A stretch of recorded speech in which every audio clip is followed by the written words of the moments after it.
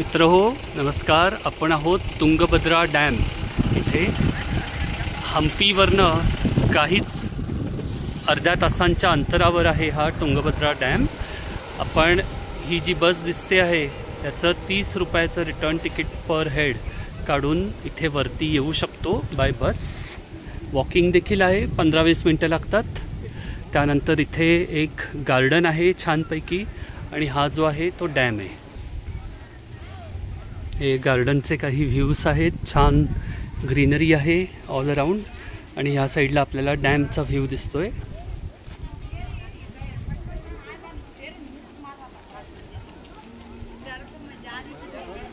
तर हा आहे आपला तुंगभद्रा डॅम.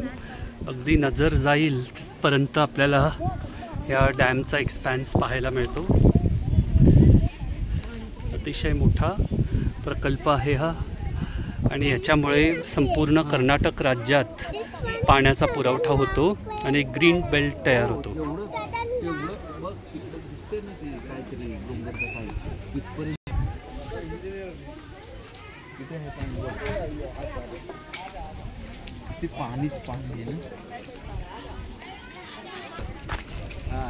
अशोक स्तंभ. हो हो हो, टाइगर जिंदा है.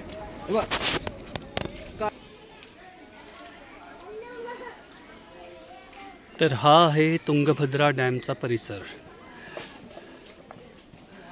पुन्हा भेटू मित्रहो, नमस्कार.